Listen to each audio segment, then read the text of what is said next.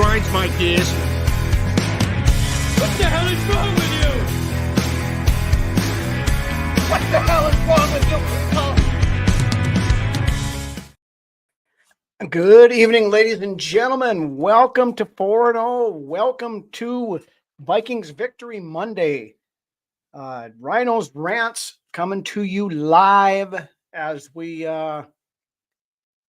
escape from Green Bay with a victory after storming out to a 28-0 lead. I ended up having a little bit of issues and ended up squeaking out a win still. So a win is a win. But before we get into that, I got a couple of housekeeping things I want to talk about here just real quick.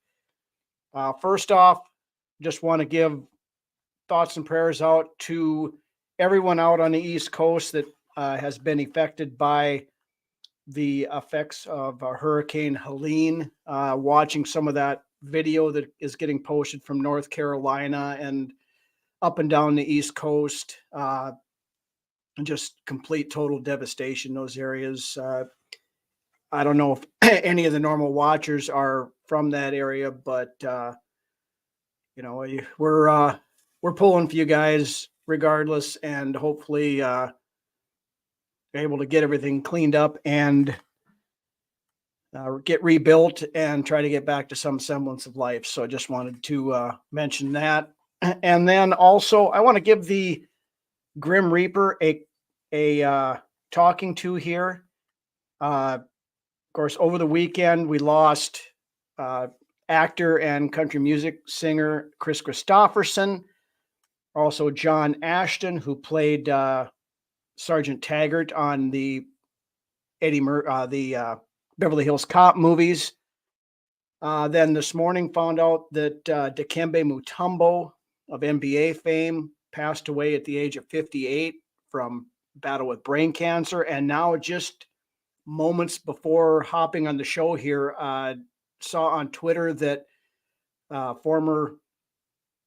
another former baseball star, Pete Rose, has passed away this afternoon. So the Reaper can stop at any time now. You've taken enough people for a while, but want to just offer condolences to all of the families of those individuals, and rest in peace, of course, to all of them. But with that, we want to roll into some football news, some stuff on a lighter note, on a better note.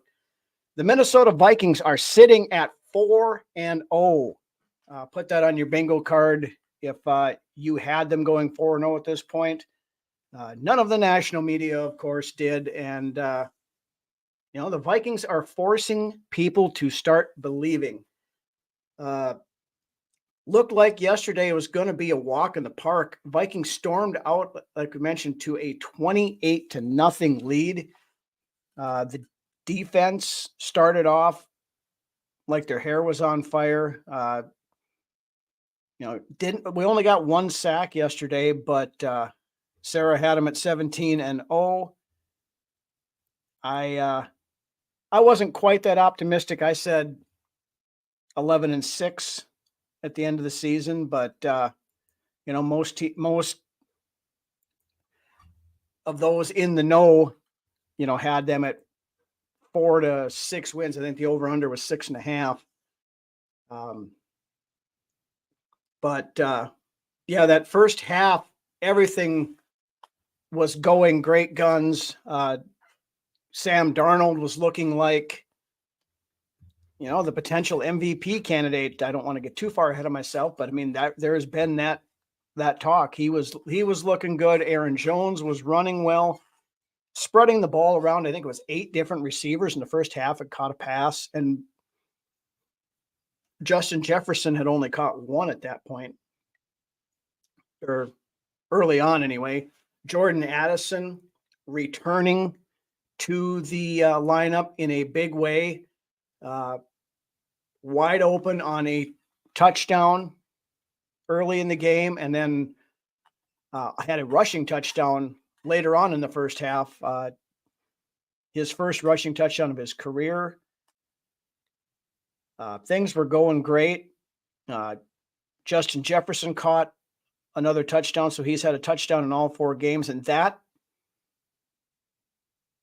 play that Justin Jefferson caught that touchdown on, Sam Darnold fit that ball in a spot about that big. It literally came in behind the defender and stuck right to his chest plate. And then Jefferson is like, get the hell off of me, kind of basically thing when I didn't even see the ball when it come in there. And then all of a sudden he's doing the gritty in the end zone. So hell of a play there.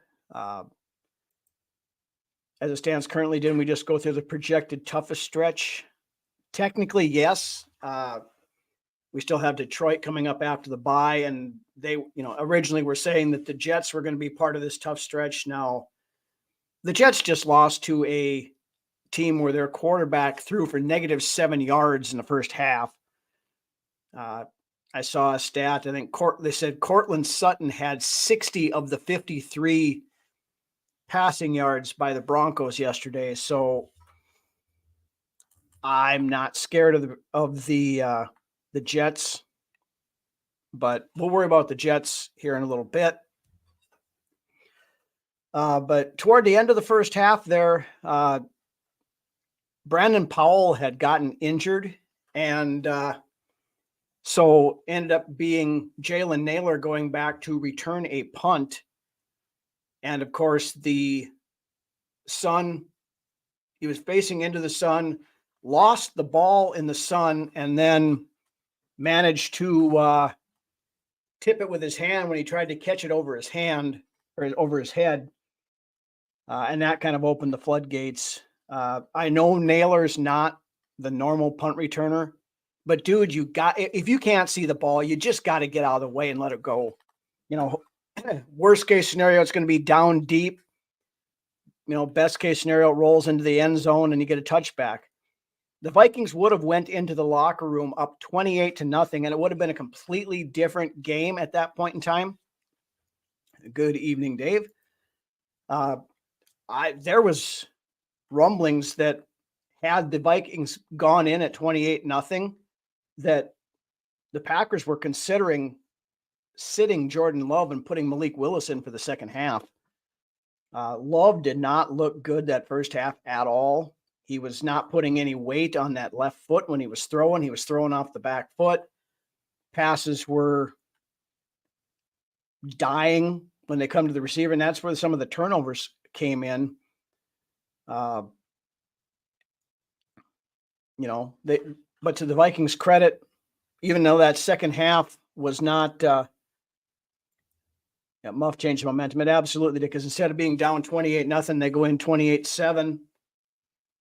Now, third quarter, neither team really did a whole lot, because I think it was still 28-7 at the end of the third, or close to the end of the third anyway. And then all of a sudden, the floodgates opened up. Packers scored a touchdown. Then we had that strip sack on Darnold where the ball went. And I'm going to call out Garrett Bradbury on that one.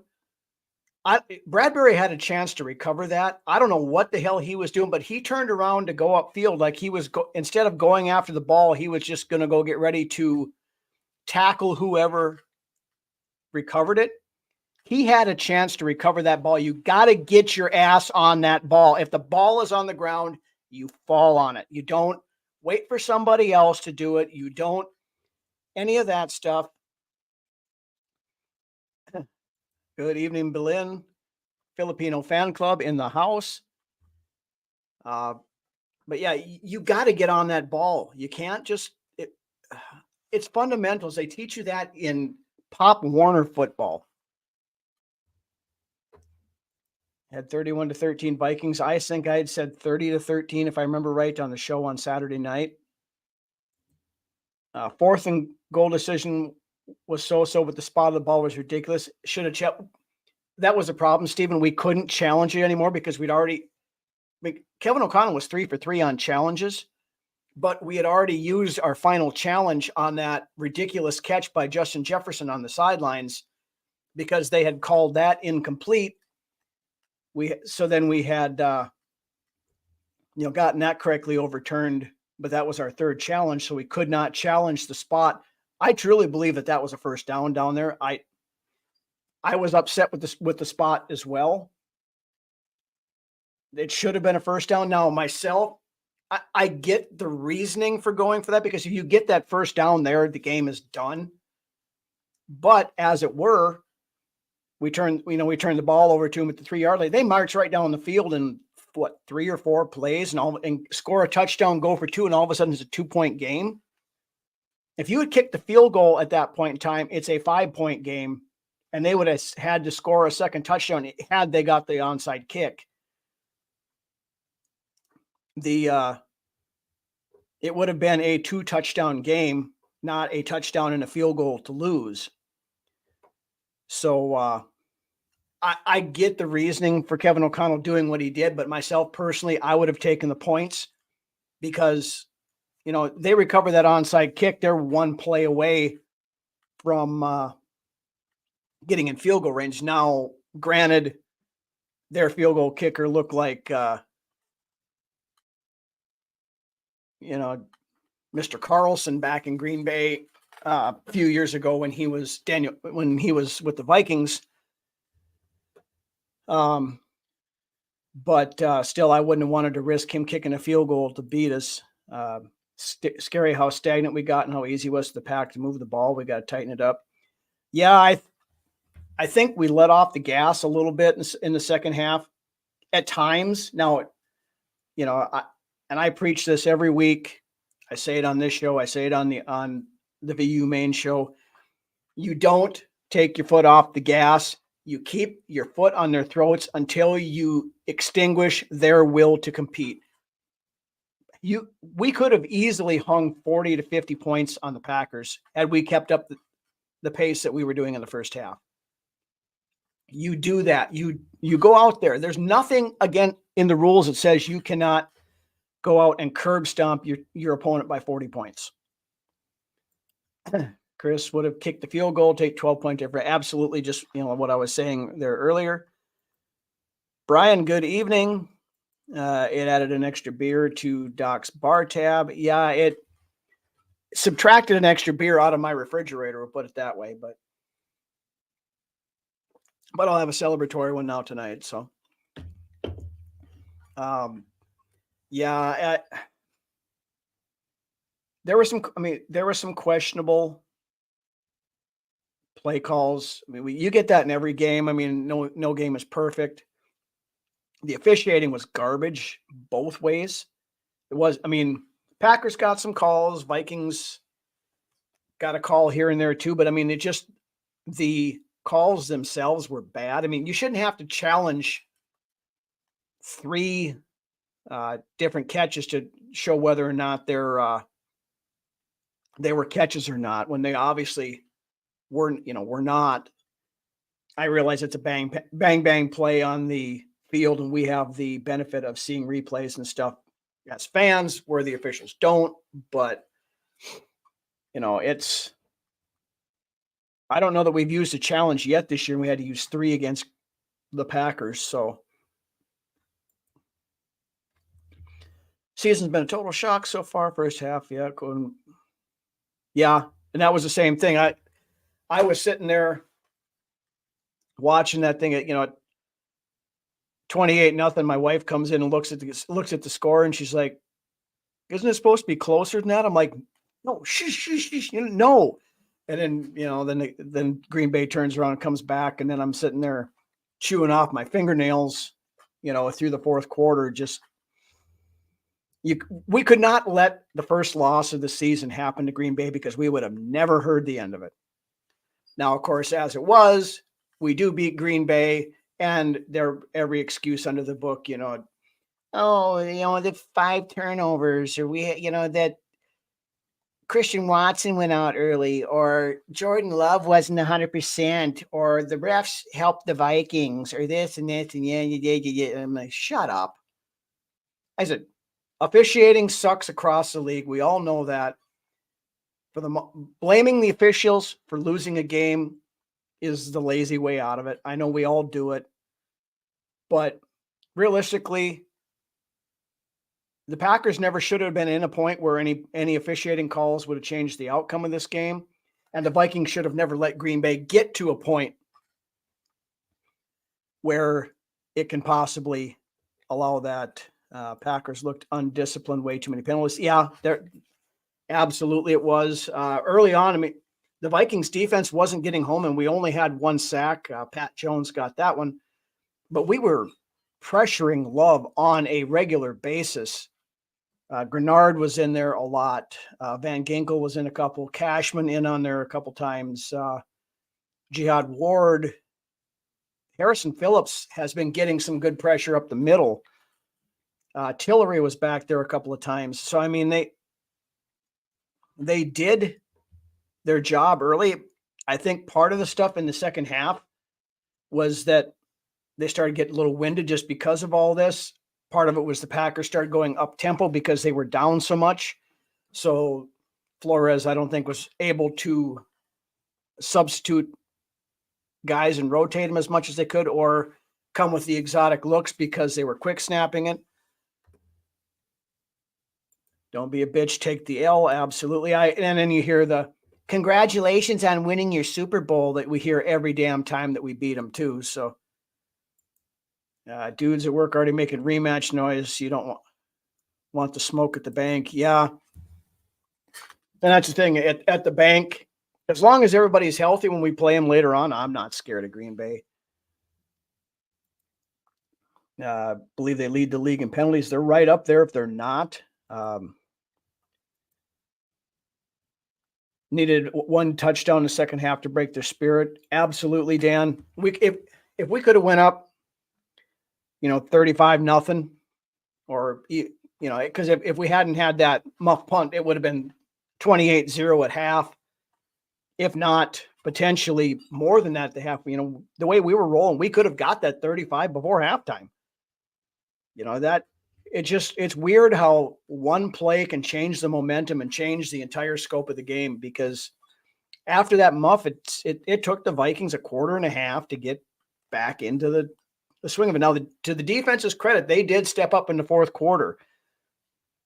Byron Murphy Jr. had himself a hell of a game, especially that fourth quarter. Had that interception in the end zone, and then also had that the strip that knocked the ball loose on another play there. Without those, we're probably talking about a loss today. Green Bay missed 2 field goals. Without that, it was a 2-point win. That's, a 4-point deficit there. Cashman, Van Ginkel, and Grenard are balling out. Great pickups. Couldn't agree with that more, Chris. Our buddy Ted Glover over at Vikings Report had posted this earlier today, that this free agent class, the entirety of the free agent class, this free agent class is arguably one of the, if not the best classes in Vikings history. We're not talking individual players, because we've had the bringing in the Jared Allens and some of that other, although we traded for Jared Allen, but we picked up some big time free agents in the past, but this class as a whole, Grenard, Van Ginkel, Cashman, Gilmore, Griffin, Aaron Jones, those guys are the ones that are making a difference every week out there.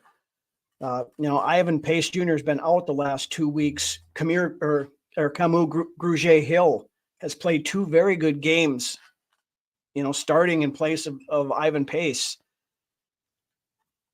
There's a couple other guys that are making a bit. Jerry Tillery has been playing decent on the front line. He's, not getting the huge numbers, but he's plugging up the middle. The Vikings are top 2 or 3, I believe, in run defense this year. I mean, when it started off, I thought, Josh Jacobs was going to have himself a good day, and ended up, if he had a couple of decent runs here and there, but they shut him down. I mean, they shut the Packers run game down.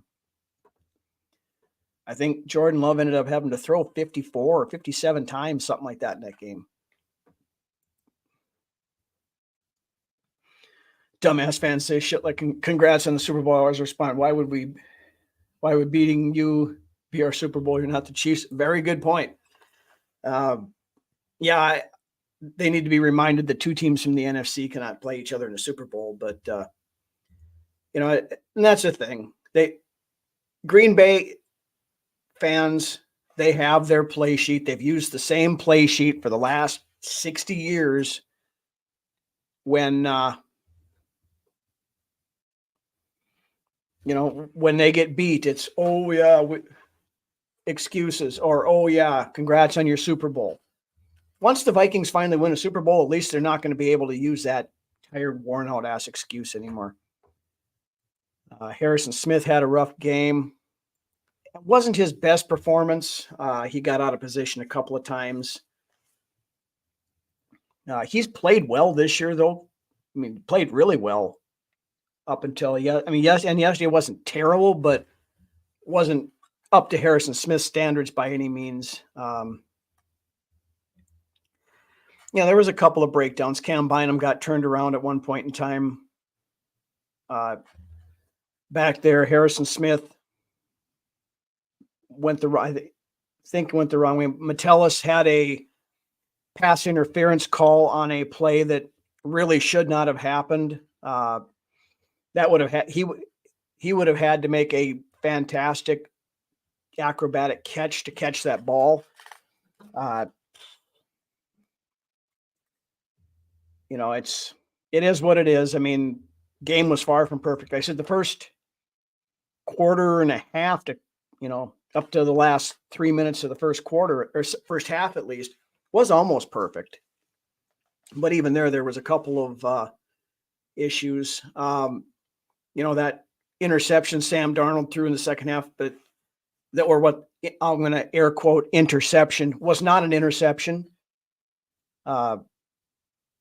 If you watch the replay, I don't know, they review every one of them on turnovers, and I don't know how that they could have not reversed that call. You could plainly see that he was bobbling the ball as he was out of bounds. So I don't know what they saw there, whether they're starting to feel sorry for Green Bay or what the deal was, but once we get the first Super Bowl next February, haters will just say, who cares? It's only one. Yeah, absolutely. And that'll be the thing. It's, you only have one Super Bowl. We have 13 world championships, or blah, blah, blah, blah, blah. Shut up. Nobody freaking cares. I have a lot of friends who are Packers fans, and and it's like every fan base. It's the obnoxious, idiotic ones that ruin it for everybody else. But there's no shortage of them on social media. They're, the ones that have crawled out of their hole today are out there doing that. Oh yeah, the Vikings aren't as good as everybody says they were. Look what we almost did. So my question on that, okay, if the Packers were supposedly so great, and they're saying, well, we almost beat you, so that the Vikings aren't as great as what everybody says here. So that's a kind of argument you use if you're the Jacksonville Jaguars and you go and knock off an 0 or 4-0 team. Not somebody who's got Super Bowl aspirations knocking off somebody else is like, oh, well, we beat you. Yeah. Wins and losses happen all the time in the NFL. So what? Did I want to lose to Green Bay? Absolutely not. And I'm glad we didn't. But, it just is the way it is. Bynum looks great anyway. Harrison's the heart of the defense for a long time. He has been. But Bynum and Metellus, they're the young guys. They're the ones that are the, carrying the torch going forward. Harrison Smith, this is probably his swan song, especially if we, by the grace of the football gods, would happen to win a Super Bowl this year. Harrison Smith, I think, would definitely retire after that. I don't think he wants to go anyplace else. And in fact, he's made that well known that he doesn't want to go anyplace else. So he will either play here or he won't play anywhere, I don't believe. Honestly, I would like to see Harrison Smith come back in some capacity on the coaching staff after he retires. I mean, everything that man has seen, and as smart as he is, I think he'd make a great coach. So we'll kind of see on that. At least we're not hearing frauds like a couple of years ago. That got annoying. Yeah, you can't call the Vikings frauds after I mean, we are leading the league by a large margin in point and differential so far this year. Actually, we are on pace with the 1998 Minnesota Vikings as far as point differential through the first 4 games. You're almost a millionaire. I bought a ticket. That's as close to being a millionaire. I think I won $3, so almost won the lottery. Most of the old guys are kicking the bucket, so it won't matter one before I die. That's we just have to get that one. Bynum getting a massive extension soon. I don't think it's going to happen during the season. I know they had talked prior to the season starting, but I would guess that's going to be something that'll happen once the season's over and before, free agency starts in March. But I want to keep Bynum around. He's turning into a very good player, and he fits well in the system. Happened by the wrong Powerball numbers. Yeah, I had a different problem. The convenience store sold me a defective ticket, so I tried to take it back and get a refund, but it didn't work either. So the Jets look like crap yesterday. 5-0 is in our future. We'll talk about that for a minute. Mentioned it briefly at the start of the show. The New York Jets yesterday played Bo Nix and the Denver Broncos. Of course, the same Bo Nix that Bug Eyes McDipshit, the head coach over there, baited the Vikings into taking J.J. McCarthy so they could get Bo Nix. And then through the first half, Bo Nix had -7 passing yards. And through all that, they still figured out a way to beat the Jets in New York. So going on the road this week, Vikings are technically the home team. The Jets don't scare me too much. Honestly, I mean, their defense is very good. You got Sauce Gardner in the back end. You've got some guys up front that can rush the passer. Saul is a good defensive mind. Their offense, they got talent, a lot of talent over there. Breece Hall, the running back, who's had kind of a down year so far. They got decent wide receiver core, but Rodgers looks like he's 40 years old. It's he always plays well against us, but I think he's also never played against the Vikings with a Flores defense. So I'm interested to see what happens there and what the mad scientist has to cook up for that. I don't know if you coach, hang around the team facility. He might want to get into coaching. I guess I haven't heard one where the other if he would, but I would assume he maybe would take a year away or something first. But imagine how hectic your morning would be if you did hit Powerball. Yeah. I'd still come on and do the show and just pretend nothing happened, but bad weather game. Yeah, the weather did have something to do with it, but still can't be that hectic taking a private jet to Bora Bora. Yeah, you're not wrong, Jer.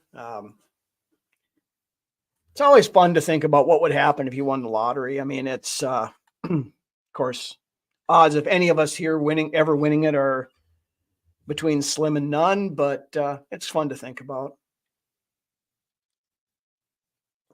But yeah, anyway, buying tickets for all your viewers to come out for a home game. Hey, I'm good with that. We'll rent a private suite at US Bank Stadium and invite however many we can fit into the suites there and have a grand old time.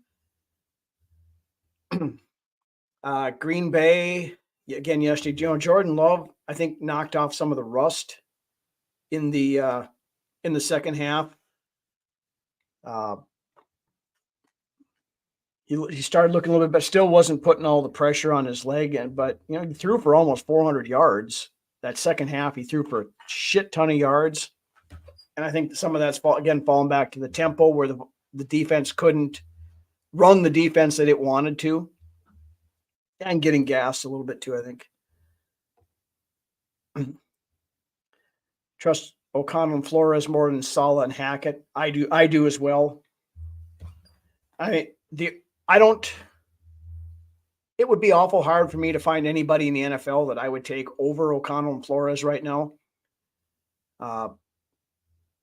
Andy Reid would be one of them, but I wouldn't take Shanahan over him. I wouldn't take Mike McDonald over him.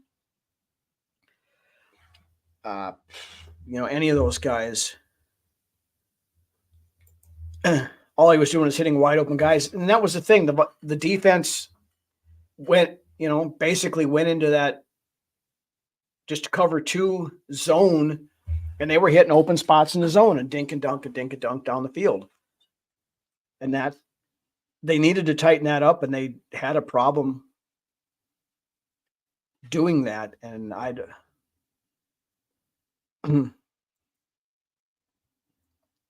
very good point on that, Sarah. I do remember, prior to hiring Kevin O'Connell, that Hackett was on the list of candidates that I saw it a lot that the Vikings wanted Hackett, or at least Vikings fans. I don't know that the team was ever that high on him. I heard that they were going to interview him at one point in time, and then he went to Denver, and Denver jumped on it because, Denver hired him because they thought they were going to get Aaron Rodgers in the deal along with it. Turned out that he didn't, so they got Russell Wilson instead, and it turned into an abject disaster.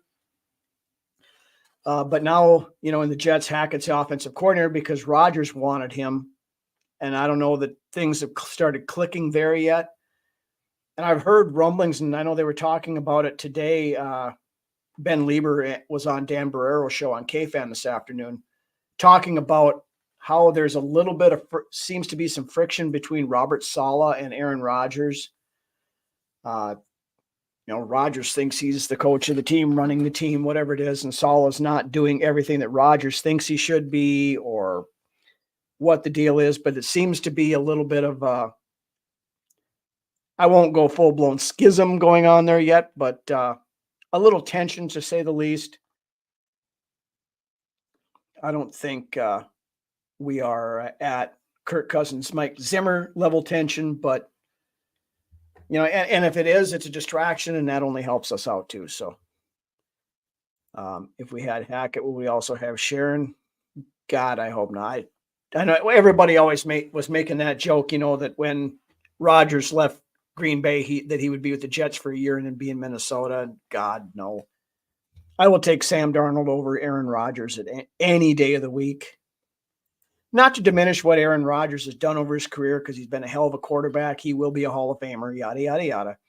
But I just don't want that sideshow circus, me bullshit that everybody, his ayahuasca tea and his darkness retreats and going to Ubuntu Umbakwe, someplace in Africa or South America, or wherever he was going for his psychedelic mushroom journeys and all this other crap. And, making the comment during training camp this year with the Jets that he basically wanted to be anywhere but at training camp. I don't know that the guy wants to play football anymore. He just is doing it because he gets attention from doing it. If Rodgers retires, maybe he gets a TV gig, but he's not going to get near the attention that he gets as the quarterback, especially of a quarterback of a major market team like the New York Jets. Absolutely, Dave. I would roll with Nick Mullins before I would want Aaron Rodgers as our quarterback, to be honest with you, just because I don't want that. Rodgers told Tool, yep. Absolutely. Thankfully, we're not going to have to worry about the Aaron Rodgers thing, because we have Sam Darnold this year. We have J.J. McCarthy waiting in the wings. and Aaron Rodgers can ride off into the sunset and go do his conspiracy theory talks or, his weekly visits on the Pat McAfee show or whatever, whatever he wants to do, as long as he's not doing it in a Vikings uniform. I don't care. It's annoying. Everybody's sick of it, but he's an attention whore and, always has been and always will be. So, but it's going to be interesting. I'm very curious to see what happens this week. Can Rodgers recapture some of that old magic against the Vikings, or are the Vikings going to, boat race them right out of Tottenham Spurs Stadium? I hope that's the case. I want to, after this game we had against Green Bay where we, fell or got out to lead, had them come storming back and we had to hold on. I would like them to come back out and answer that last week, come back pissed off and go out there and just absolutely annihilate the Jets. Win that game 35-10 or something like that. 38-10, 40-13, somewhere, just go out there and just go back and tell the NFL, and don't fuck with us. We're pissed off. We had a wake up call and you guys are all on notice. Any word on Hawkinson? Nothing that I have heard. I believe his practice window is open now. I didn't get a chance to see Kevin O'Connell's press conference today to see if he said anything about it or not. I would not expect to see him until the Detroit game coming back after the bye. I'd be really surprised if he suited up for the Jets game this weekend. Short week of practice and having to go across the pond, all that stuff. I just don't see it this week. I think they will open if he's able. I think they would open the practice window and let him start practicing. Now they may wait until after the Jets game for that, just because it's a short week. I think I believe they travel, might be Thursday. So you've got basically, they don't practice on Monday. So you'd have Tuesday, Wednesday practice, and then you're taking off and going over there. So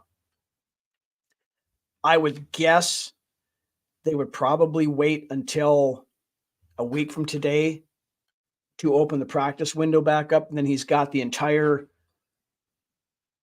bye week to start getting back in shape, back running a little bit like that.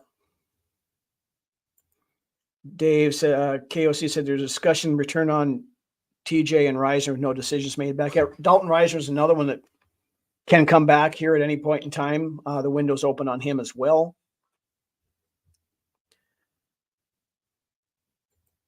Great to see boys coming out of a tough division game healthy. Yeah, I don't think we had anybody that got really injured yesterday. I know Darnold got his knee rolled up a little bit, so my guess is he'll probably be on the injury report again this week with that.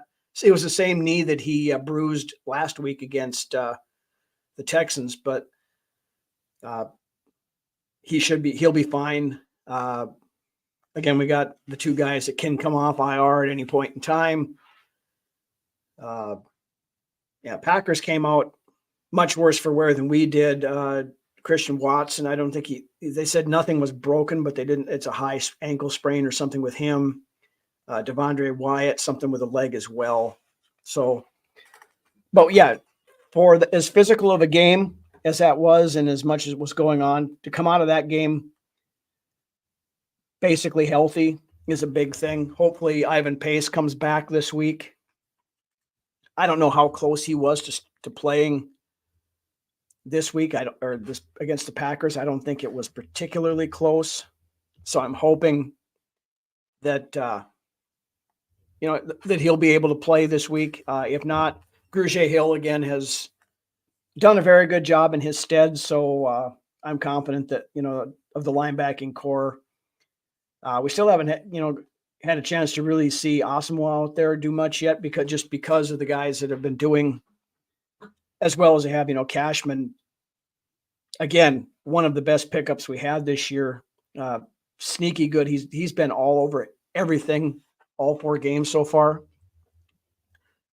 So we'll see. And I mean, if Pace doesn't come back until after the bye, I'm confident we can handle things without him again this week. But it'd be nice to have him out on the field. Jordan Addison, massive boost to the offense, getting him back this week. Yeah, he made his presence known right away, and that's this offense is very good when we weren't at full strength. Bringing Jordan Addison back gets us at 90% full strength, and when you bring TJ Hawkinson back into the mix, we get to that 100%. It's going to be even better. Right now, the tight ends haven't done a whole lot. They did get them involved a little bit more this week than they have been in previous weeks, but Hawkinson is, opens up all that underneath stuff to let Jefferson and Addison and Naylor, go take that intermediate to deep stuff. You have Hawk in the intermediate to short. You have Aaron Jones that can catch the short to intermediate. I mean, you've got everything covered right there. So, and to Aaron Jones's credit, he's done a great job catching passes out of the backfield, taking up a lot of that slack that TJ Hawkinson was, we're missing with Hawkinson. So,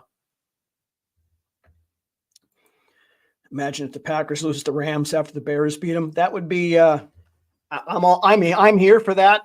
I'm all here for that. I'd love to see it. I'm kind of surprised that the Bears did as well against the Rams yesterday as they did. Rams injuries are catching up to them. And the Bears defense is no joke. We all know that. Their offense is a ton of talent on the offense, but when you've got Eberflus running the thing, yeah, it is what it is, I guess. But anyway, that's really all I've got for tonight. Again, 24 hours is up. We've celebrated all day the win over the Packers. Time to turn our focus to the New York Jets in London, Sunday morning at, I believe, 8:30 Central Time. So it's an early morning game, NFL Network, all of that good stuff. So make sure we're up for that.